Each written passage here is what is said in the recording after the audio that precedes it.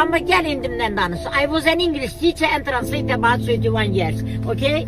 Okay. Dünyanın 21 ülkəsində işləmişəm. 2 şəhid bacısıyam. Aynen. Balam yorğan döşəkdədir, ona görə düzlər deyəm. Allah kömək. Bu dəqiqə deyir Ağdamı alıb, Allah kömək olsun, canım da qurban prezidentimə.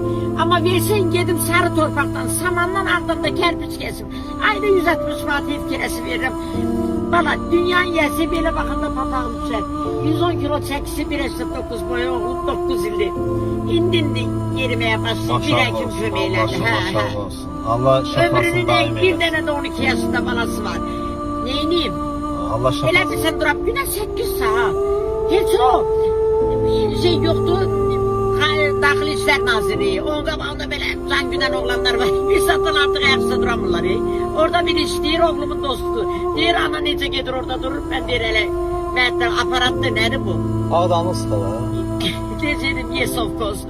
Bəli. Çox şeylər yadmışlar, 15 ildir bunu atmışam. Neyniyim? Ən axırıncı iş yerim Şimali İrlandiya, Dublin. Ən aşağısı günə 26 manatım mənim olmalıdır. Çörəksiz, yeməksiz, dərman pulu. Saat 4'e kadar dururam burada. Neyniyim? Yazılı gelen olur, bir çoraba 5 manat veren olur. Bir de görsen 20 manat verir hala dur gidiver. Yani Allah cemaatimize değmesin. Allah sizler mevzusunu eylesin. Allah ömrünü Sağ sağlam olsun. eləsin. Verelim. Bərəkətli Birinci eləsin. can sağlığı, anaları incitmeyin. İkinci ruzi bereket. Allah sizlə Bana məyər olsun. versin. Sağ ol, Çok sağ ol.